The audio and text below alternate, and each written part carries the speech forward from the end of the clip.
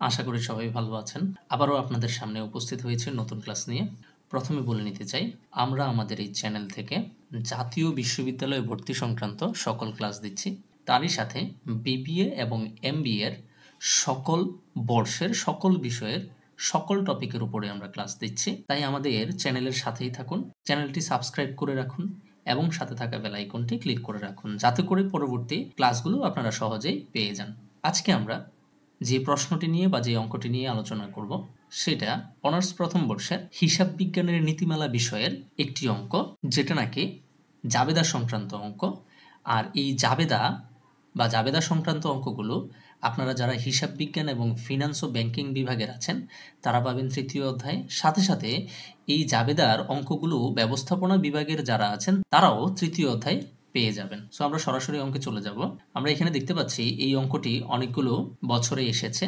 BBA honours 2012-তে এসেছে accounting বিভাগে, তারপরে হচ্ছে ফিনান্স ব্যাংকিং বিভাগে আসছে 2014-তে এবং 2019-এ, দেন ম্যানেজমেন্টে আবার আসছে 2018-তে। ফাইন। প্রশ্নটিতে বলা হয়েছে Mrs Asma opened the Asma dry cleaners. Asma নামক একজন ভদ্রমহিলা কি করছে? আসমা ড্রাই ক্লিনার্স নামক একটি ব্যবসা খুলেছে। কবে? অন সেপ্টেম্বর 2016 সালের 1 সেপ্টেম্বরে তিনি এই ব্যবসাটা শুরু করেন বা খোলেন।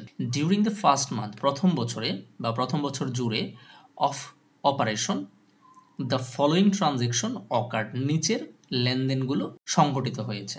আচ্ছা, এর পূর্বে আমরা দেখে নেব ইনস্ট্রাকশনে কি বলা হয়েছে। ইনস্ট্রাকশনে বলা হয়েছে জার্নালাইজ দ্য সেপ্টেম্বর ট্রানজেকশন। সেপ্টেম্বরের যে ট্রানজেকশনগুলো ছিল সেই ট্রানজেকশনগুলো কি দিতে বলছে? জাবেদা দিতে বলছে। সো আমরা সরাসরি জাবেদায় চলে যাব। সেপ্টেম্বর 1-এ আমরা দেখতে পাচ্ছি আসমা ইনভেস্টেড টাকা 20,000 ক্যাশ ইন বিজনেস। আমরা জানি ব্যবসায় যখন ইনভেস্ট করা হয় তখন সেই ইনভেস্টেড টাকাগুলোকে আমরা ক্যাপিটাল বলি। সাথে সাথে যে সম্পদগুলো আনা হয় সেই সম্পদগুলোকে আমরা কি করি? ডেবিট করি। এখানে ক্যাশ আনা হয়েছে ব্যবসায়, ক্যাশ আনার কারণে ব্যবসায়ে নগদ টাকার পরিমাণ কি হয়ে গেছে? বেড়ে গেছে। আর ক্যাশ হচ্ছে একটা অ্যাসেট বা সম্পদ, এজন্য এই ক্যাশ নামক যে অ্যাসেট আছে সেই অ্যাসেটটা কি পেয়েছে? বৃদ্ধি পেয়েছে। আর এই বৃদ্ধি পাওয়ার কারণে আমরা ক্যাশকে কি করব? ডেবিট করব 20,000 এই যে সেপ্টেম্বর 1-এ।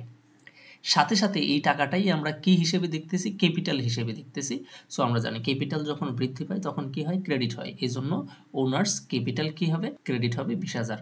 আর কারণ হিসেবে বা ব্যাখ্যা হিসেবে আমরা লিখব টু রেকর্ড ওনার্স ইনভেস্টমেন্ট, মালিকের যে বিনিয়োগ ছিল অফ ক্যাশ ইন বিজনেস, মালিক যে ব্যবসায়ে ক্যাশে ইনভেস্ট করেছে তা এখানে কি করা হলো? লিপিবদ্ধ করা হলো। ফাইন। সেপ্টেম্বর 2-তে বলা হয়েছে দ্য কোম্পানি পেইড, কোম্পানি প্রদান করেছে টাকা 1,000 ক্যাশ, ক্যাশে 1,000 টাকা পরিশোধ করেছে ফর সেপ্টেম্বর। তার মানে হচ্ছে সেপ্টেম্বর মাসের জন্য সে স্টোর রেন্ট দিয়েছে। আচ্ছা, রেন্ট মানে হচ্ছে ভাড়া, এটা হচ্ছে ব্যয়, ঠিক আছে। আর এই ব্যয় কি পেয়েছে? বৃদ্ধি পেয়েছে। যখন যখন কোনো ধরনের ব্যয় সংঘটিত হবে তখন তখন ব্যয় কি হবে? বৃদ্ধি পাবে। সো এখানে রেন্ট নামক ব্যয়টা কি পেয়েছে? বৃদ্ধি পেয়েছে। এই জন্য আমরা কি লিখবো?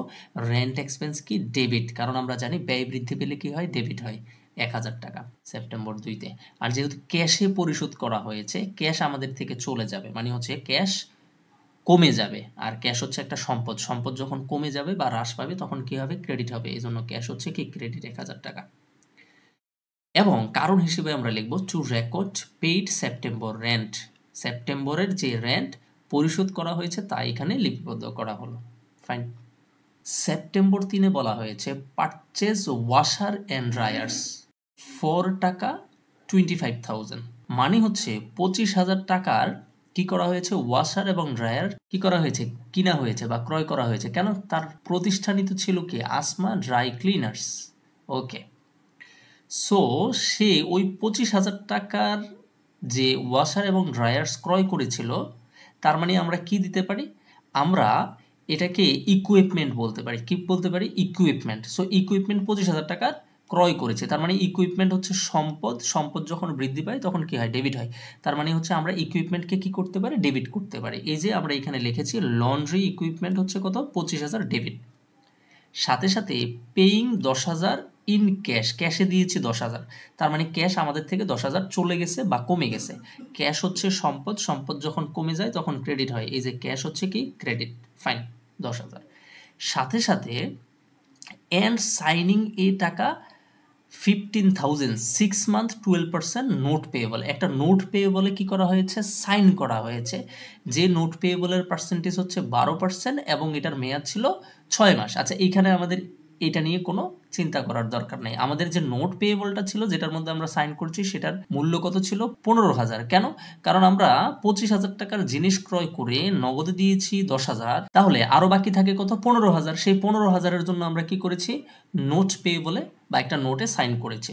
সো নোটে যেহেতু সাইন করেছি, নোট পেয়েবলটা হচ্ছে আমাদের জন্য দায়, এই জন্য এই দায়টাকে কি করতে হবে, ক্রেডিট করতে হবে। এখানে নোট পেয়েবল নামক যে দায়টা আছে, সে দায়টা বৃদ্ধি পেয়েছে, আর আমরা জানি দায় বৃদ্ধি পেলে ক্রেডিট হয়, এই জন্য নোটস পেয়েবল ক্রেডিট 15,000 টাকা। আমরা এখানে কারণ হিসেবে লিখব two record purchased laundry equipment for cash and 6 month 12% notes payable. এত কিছু লেখার দরকার নাই, আমরা শুধু লিখব two record purchase laundry equipment, এতটুকু লিখলে হয়ে যাবে, কারণ এত বড় লেখার প্রয়োজন পড়ে না।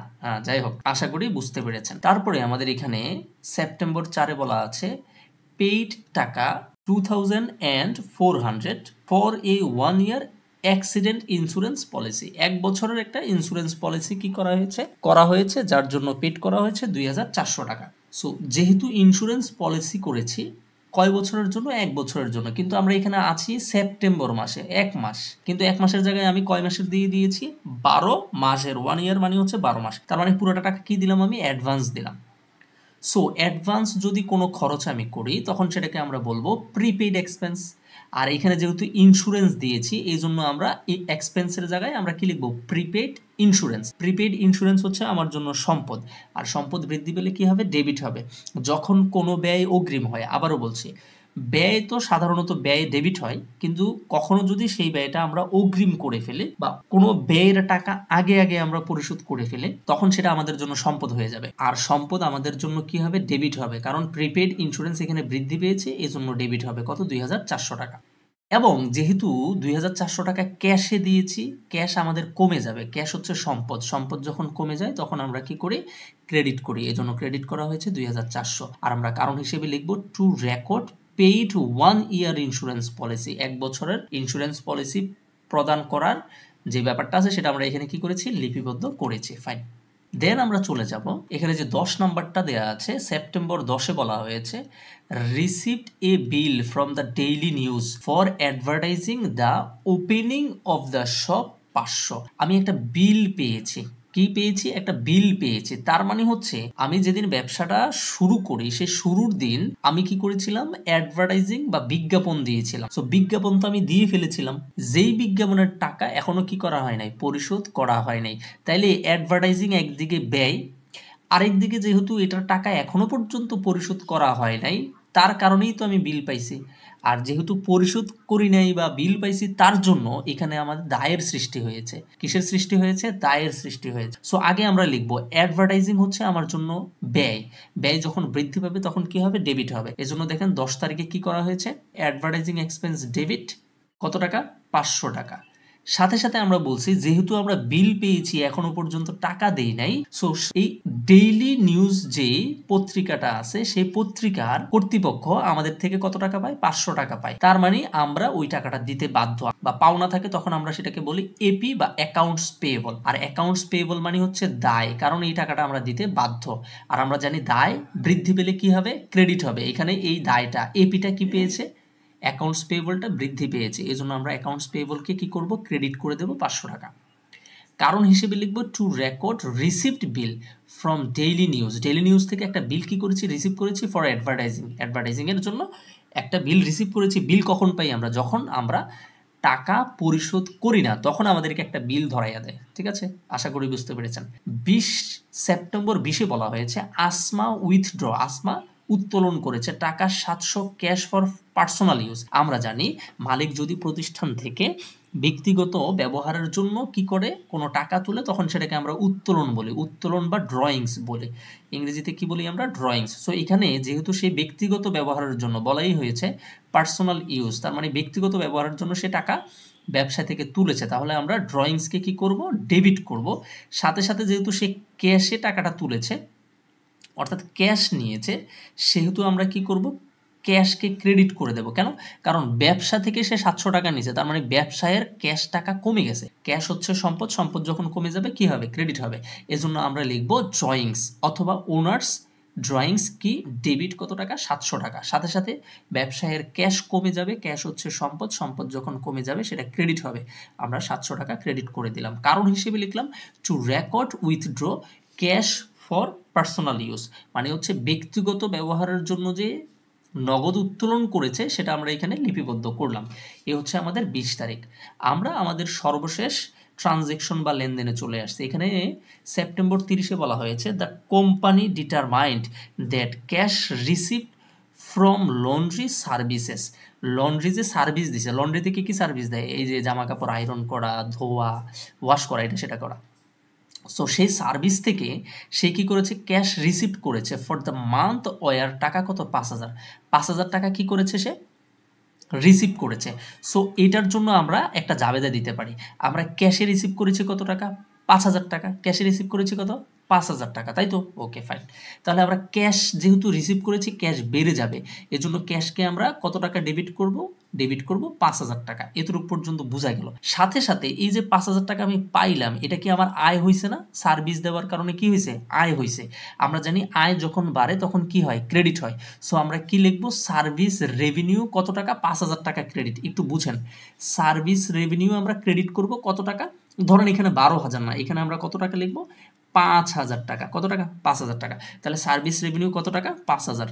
তাহলে এই প্রথম অংশটার জন্য আমাদের জাবেদা কি দাঁড়ায়? জাবেদা দাঁড়ায় হচ্ছে ক্যাশ ডেবিট 5,000 এবং সার্ভিস রেভিনিউ ক্রেডিট কত টাকা? 5,000 টাকা। এতটুকু পর্যন্ত বুঝে আসলো।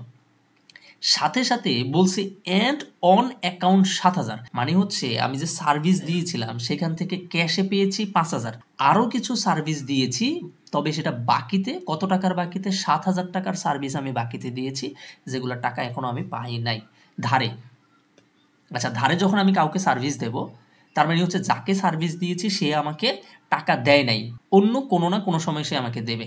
সো যদি এমন কোনো ব্যক্তির থেকে আমি টাকা পাই সার্ভিস দেওয়ার বিনিময়ে, তখন তাকে আমরা কি বলি? অ্যাকাউন্টস রিসিভেবল বলি। আর অ্যাকাউন্টস রিসিভেবল হচ্ছে সম্পদ। এখানে সম্পদটা কি পেয়েছে? বৃদ্ধি পেয়েছে। সো আমরা অ্যাকাউন্টস রিসিভেবলকে কি করব? ডেবিট করব। এই যে দেখেন, অ্যাকাউন্টস রিসিভেবল ডেবিট। আর টাকাটা কত ছিল? 7,000 টাকা। এই যে 7,000 টাকা আমরা ডেবিট করেছি। সাথে সাথে এই 7,000 টাকাও আমার কি এখানে আয়, যদিও এটা অন অ্যাকাউন্টে, অন অ্যাকাউন্ট হয়েছে তো কি হয়েছে? সে কি 7,000 টাকা আমাকে দেবে না?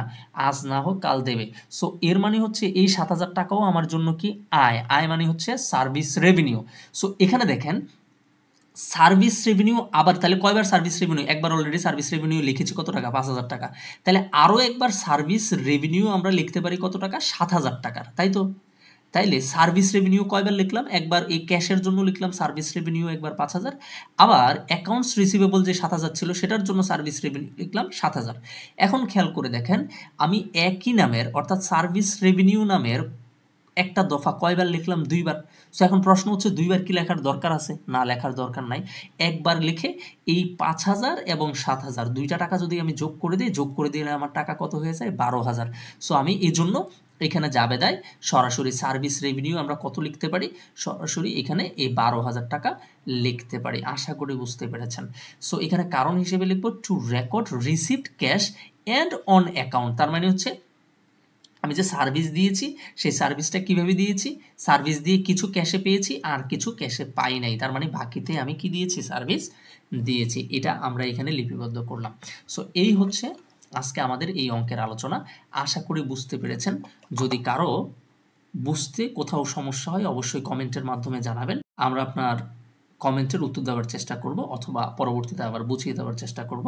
সো এমন ক্লাসগুলো পাওয়ার জন্য আমাদের চ্যানেলের সাথেই থাকুন। আমাদের চ্যানেলের ক্লাসগুলো যদি ভালো লাগে অবশ্যই লাইক করবেন, কমেন্ট করবেন। সাথে সাথে আপনাদের বন্ধুদেরকে এই ক্লাসগুলো শেয়ার করে দিন যেন তারাও উপকৃত হয়। সো এই হচ্ছে আমাদের আজকের এই অঙ্কের সম্পূর্ণ উত্তর। ঠিক আছে? সো আজ এ পর্যন্তই। অন্য কোনো ক্লাসে অন্য কোনো টপিক নিয়ে আপনাদের সাথে আবারও দেখা হবে। ততক্ষণ পর্যন্ত সবাই ভালো থাকুন, সুস্থ থাকুন। সবাইকে ধন্যবাদ।